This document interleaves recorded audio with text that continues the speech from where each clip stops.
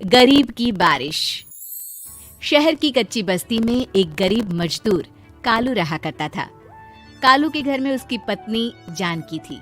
जानकी लोगों के घरों में झाड़ू पोछा करके कुछ पैसे कमा लेती थी और वहीं कालू किसी तरह मेहनत मजदूरी करके 2 वक्त की रोटी का जुगाड़ कर लेता था।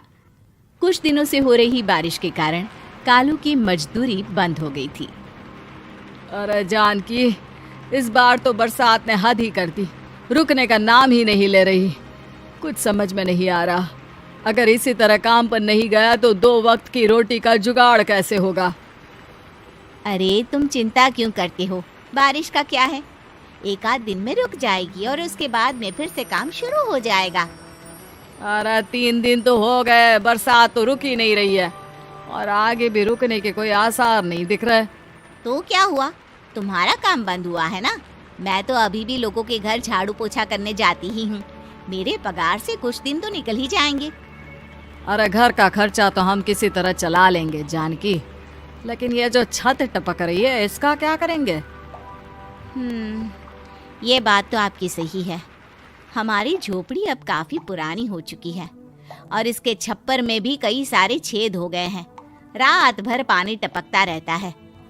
अरे मैं भी इसी बात से बहुत परेशान रहता हूँ। कहीं किसी दिन ज्यादा बारिश आ गई तो हमारी झोपड़ी टूट कर बिखर ना जाए। राम राम राम, ऐसी अशुभ बातें क्यों करते हो? अरे ऐसा कुछ नहीं होने वाला। ये झोपड़ी ही तो हमारा सब कुछ है। अगर यही नहीं रही तो हम जाएंगे कहाँ? ठीक है जानकी, जब तुम्हारी पगार मिल जाएगी तो कुछ पैसे बचाकर झोपड़ी के छप्पर की मरम्मत करवा लेंगे।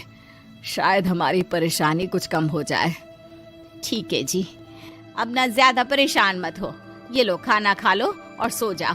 सुबह मुझे भी जल्दी काम पर जाना है। जानकी और कालू अपनी झोपड़ी में सो गए। रात को अचानक से बहुत तेज बारिश शुरू हो गई। धीरे धीरे बारिश का पानी कालू की बस्ती में भरने लगा। पानी भरते भरते झोपड़ी के बाहर तक पहुंच गया था। सुबह के वक्त जब कालू और जानकी सोकर उठे, हे भगवान, ये क्या हो गया? बारिश का पानी तो हमारे घरों तक पहुंच चुका है। अब मैं काम पर कैसे जाऊंगी? रहने दो जानकी, तुम आज काम पर मत जाओ। ऐसे पानी से निकल कर जाओगी और बीमार पड़ गई तो लेने के देने पड़ जाएंगे। लेकिन अगर नहीं गई तो मालकिन लोग नाराज हो जाएंगे। आप जानते हैं ना, बड़ी मुश्किल से 1 दिन की छुट्टी भी नहीं देती है। अरे लेकिन जानकी, झोपड़ी के बाहर तो पूरी बस्ती में पानी भरा है, तुम जाओगी कैसे? जानकी जैसे तैसे करके काम पर चली जाती है, लेकिन अगले दिन फिर से बहुत ज्यादा बारिश होती है और बस्ती में ज्यादा पानी भर जाता है। आज तो मैं तुम्हें किसी भी तरह काम पर नहीं जाने दूंगा। अरे अगर तुम्हें कुछ हो गया तो क्या होगा? ठीक है, तुम ठीक ही कहते हो, आज नहीं जाती। अगर मालकिन नाराज हो गई तो मना लूंगी किसी तरह। अरे मनाने वाली क्या बात है? जब तुम बताओगी कि हमारी झोपड़ी में पानी भर गया है तो वो खुद ही समझ जाएंगे ना। अगले 2 दिन तक तेज बारिश होने की वजह से जानकी, कालू और आसपास की बस्ती में रहने वाले सभी लोगों के घरों में पानी भर जाता है, जिसकी वजह से जानकी काम पर नहीं जा पाती। और 3 दिन के बाद जैसे ही जानकी काम पर पहुंचती है, कहाँ थी तुम? पिछले 3 दिनों से काम पर क्यों नहीं आई? मेम साहब, क्या बताऊं, इतनी ज्यादा बारिश हो रही थी, हमारी पूरी बस्ती में पानी भर गया है और उससे भी ज्यादा तो मेरी झोपड़ी के अंदर पानी भर गया। आप ही बताइए कैसे आती मैं? इसका मतलब ये हुआ कि बारिश होगी तो तुम काम पर नहीं आओगी? ना ना, मेरे कहने का ये मतलब नहीं था मेम साहब। तुम जानती भी हो 3 दिन से कितनी परेशानी हो रही है मुझे। सारा काम मुझे खुद करना पड़ा। माफ कर दीजिए मालकिन जी, पर मैं क्या करती, आने के लिए रास्ता ही नहीं था। सब जगह पानी भरा हुआ था।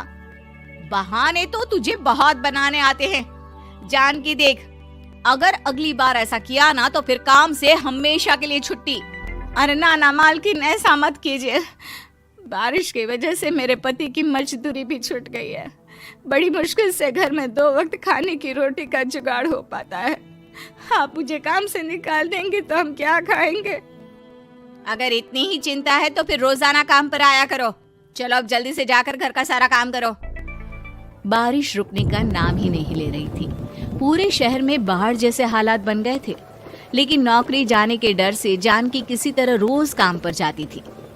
एक दिन जब जानकी काम करके अपने घर लौट आई तो अचानक उसकी बस्ती में कुछ लोगों का शोर सुनाई दिया।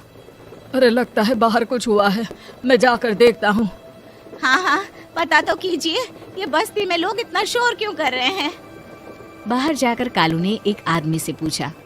अरे क्या हुआ भाई, इतना शोर क्यों मचा रहा है? अरे क्या बताए भैया, अपनी बस्ती के बाहर एक पुल टूट गया है और वहाँ पर एक कार फंसी है। थोड़ी देर में अगर किसी ने नहीं बचाया ना तो वो कार पानी में बह जाएगी। ये क्या कह रहे हो भैया, कार के अंदर कोई है क्या? हाँ, कोई औरत बैठी है, अकेली है, बहुत रो रही है बेचारी, मदद के लिए बुला रही है। अरे तो हमें जाकर उनकी मदद करनी चाहिए ना। अरे लेकिन इसमें बहुत खतरा है, हमें अपने आप को बचाना चाहिए। पानी कभी भी हमारी बस्ती की तरफ आ सकता है। अरे तुम्हें नहीं चलना तो मत चलो, लेकिन मैं तो जाकर उस औरत की मदद जरूर करूंगा। कालू उस जगह पर पहुंचता है जहां वो औरत कार में फंसी हुई थी। वहां पर पानी का बहाव बहुत तेज था और सारा पानी कालू की बस्ती की तरफ ही आ रहा था। कालू ने एक बड़ी सी रस्सी को पेड़ से बांध दिया और दूसरे सिरे को कार की तरफ फेंक दिया और उस औरत को रस्सी के सहारे बाहर आने के लिए कहा। तभी वहां जानकी भी दौड़ती हुई आई। अरे ये तो मेरी मालकिन है, जिनके यहाँ मैं काम करने जाती हूँ। अरे मैडम जी, आप डरिएगा मत, आपको कुछ नहीं होगा। आपकी गाड़ी को भी मैंने रस्सी से बांध दिया है। थोड़ी देर में पानी का बहाव कम हो जाएगा, फिर हम आपकी कार को भी बाहर निकाल लेंगे। क्या तुम जानकी के पति हो? हाँ, जानकी मेरी ही पत्नी है, आपके यहाँ काम करती है ना। लेकिन मेम साहब, आप यहाँ पानी में कैसे फंस गई? अब क्या बताऊं, मैं अपनी सहेलियों के साथ पिकनिक पर गई थी, वहीं से लौट रही थी। अचानक पानी का बहाव तेज हो गया और मेरी गाड़ी फंस गई। अरे कोई बात नहीं मालकिन, अब ना आप बिल्कुल सुरक्षित हैं। मैं तो बहुत बुरी तरह डर गई थी, कब से मदद के लिए चिल्ला रही थी, लेकिन कोई मेरी मदद के लिए नहीं आया। भला हो तुम्हारा पति का जिसने मेरी जान बचा ली। लेकिन जानकी, मैंने तुम्हारे साथ बहुत गलत व्यवहार किया। इतने खराब मौसम और बाढ़ में भी तुम्हें काम पर आने के लिए कहा, नौकरी से निकालने की धमकी भी दी, और तुमने मेरी जान बचाई। मुझे माफ कर दो।